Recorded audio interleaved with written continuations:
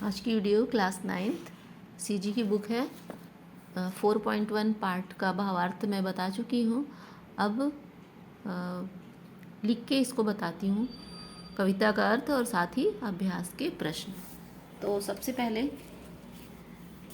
पहला कविता है हमारा। टघल टघल के सूरज झरत थे धरती ऊपर, टपकत गिरे पसीना माथा छिपीर छापर। झान चलत थे कोती तिबगे कान झवागे चेती, सुलगत है आँखी माँ आगी पाँव परत है एती तेती। अब इसे हम शॉर्ट में लिखते हैं, टगल टगल के फिर डैश डैश करके लास्ट वाला वर्ड लिखते हैं ना। तो चलिए संदर्भ। सबसे पहले तो प्रस्तुत कविता की पंक्तियाँ हिंदी पुस्तक पाठ कक्षा 9 पाठ 4.1 से ली गई हैं, जिसका शीर्षक है सूरज टगला थे। इसे इन्वर्टेड कामा में लिखते हैं, पाठ का शीर्षक और कवि का नाम। तो इसके कवि हैं श्री पवन दीवान जी। अब प्रसंग है, प्रस्तुत कविता में ग्रीष्म ऋतु में क्या क्या होता है, जीव जंतुओं पे क्या प्रभाव होता है, इसका चित्रण किया गया है। मतलब चित्रण करना माने पाठ को इस तरह से लिखना और पढ़ना कि आंखों के सामने वो सीन हमारे आ जाता, तो उसे चित्रण करना। अब इसकी व्याख्या।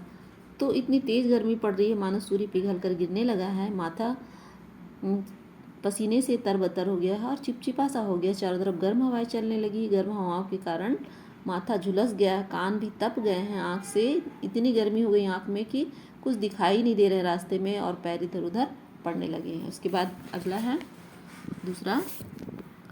भरे पल पला भरे जरे भोबरा फोरा पड़ गए गोड़ माँ, फिन गे सर ले रेंगत रेंगत पानी मिली स्पोड़ माँ। नदिया पातर पातर हो गए तरिया रोज टावत है, खण मा रुकवा खड़े उमर के टंगिया ताल कटावत है। अब इसको यहाँ से ये लिखना डैश डैश करके लास्ट में, ठीक। संदर्भ प्रसंग सेम रहेगा फर्स्ट वाले का, और अब इसकी व्याख्या। तो इतनी तेज़ गर्मी पड़ रही कि धरती गर्म हो गई है और गर्म भाप ऊपर आने लगी है। धरती पर चलने से पैर इधर उधर मतलब पड़ने लगे, पैर में छाले पड़ रहे हैं। और मैं फिंगेसर गांव से चलते आ रहा हूँ, किंतु पोड़ गांव में पहुँचा तब पानी मिला। मतलब पानी का इतना अकाल सा पड़ गया है ना। और नदियाँ सूखने लगी हैं, उनकी धाराएं पतली हो गई हैं, और तालाब भी सूख गए हैं और पानी थोड़ा सा रह गया है। पेड़ सूख गए, उसे काटने लोग आने लगे हैं।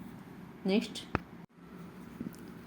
चरचर जर थे अंगना बहरी, तावा बन गे छानी, टप टप टप के कारी पसीना नोहर हो गे पानी। साय साय सोखते पानी अड़बड़ मुँह चुपियावे, कुंवर ओठ में पपड़ी पड़ गे सिट्ठा सिट्ठा खावे। चारों खोती फूके आगी तनमा बरगे भुर्रा, खड़े मंझनिया बैरी लागे सबके छाड़े धुर्रा। गर्मी से सबकी हालत खराब हो गई। संदर्भ प्रसंग सेम रहेगा। अब इसकी व्याख्या। तेज़ धूप से आंगन जलने लगा है। छत जो घास फूस की बनी रहती है ना, उसे छानी कहा जाता है, इसमें जो है दिया।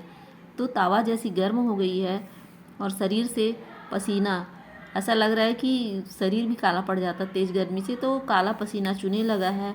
पानी की परेशानी होने लगी। धरती पर पानी पड़ते ही पानी फट से सूख जाता है ना, तो सूखा जा रहा है। प्यास के मारे मुँह चिपचिपा हो गया, कोमल ओठ फटने लगे हैं। खाने में कुछ स्वाद नहीं आ रहा है, जिसे कहा गया ना सिट्ठा सिट्ठा खाते। चारों ओर गर्म हवाएं चलने लगी हैं, शरीर में मानो आग सी जलने लगी है। गर्मी से सब बेहाल हैं। दोपहर के बाद का समय, जो जब शाम ढलने लगती है ना, उस समय का है, तो बहुत ही गर्म हो जाता है। दिन भर की धूप से सभी की हालत खराब हो जाती है। अगला है। डामर लक लक ले तीपे है, लस लस लस लस बैठा थे, नस नस बिजली तार बने हैं, अंगरी अंगरी ऐठा थे। लकर लकर में कैसे रेंगा, थकर धकर जी लागे, हकर हकर के पथरा फोर्यों हर हर के दिन आगे। लहर तहर सबके पराने केती सांस उड़ाही, बुढ़बे जब मन के धारा में तलपत जीव जुड़ाही। संदर्भ प्रसंग वही रहेगा। व्याख्या। तपिश मतलब गर्मी इतनी ज़्यादा बढ़ गई है कि सड़क की डामर पिघलने लगी है। शरीर में उमस के कारण चिपचिपा पसीना सा हो गया है। गर्मी इतनी है मानो नस नस में बिजली दौड़ रही है और उंगलियां ऐंठनी सी लगी हैं।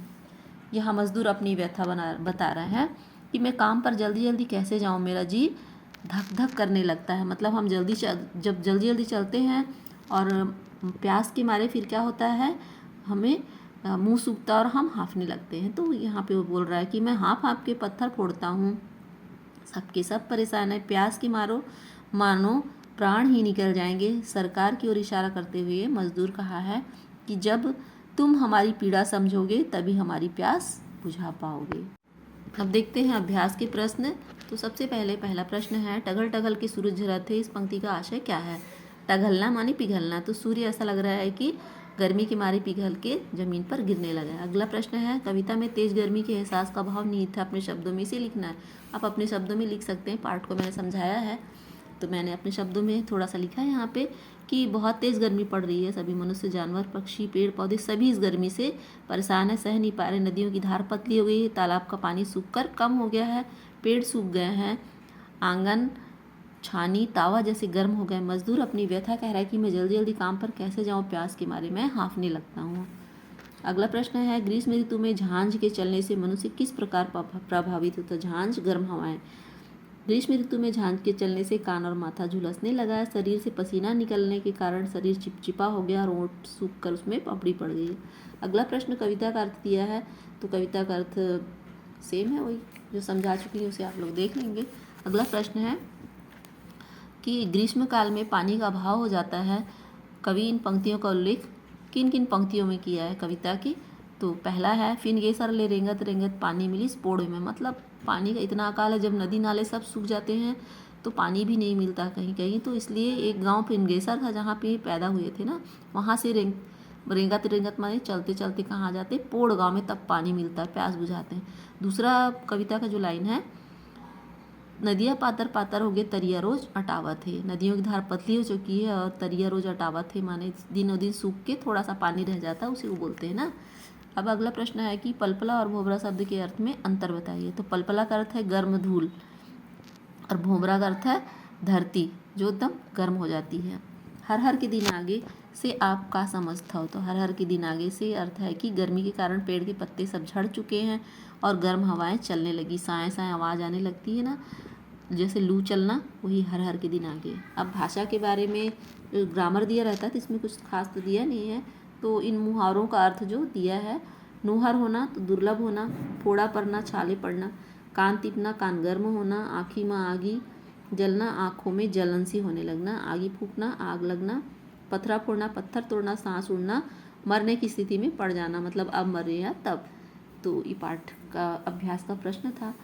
अब नेक्स्ट अगली वीडियो में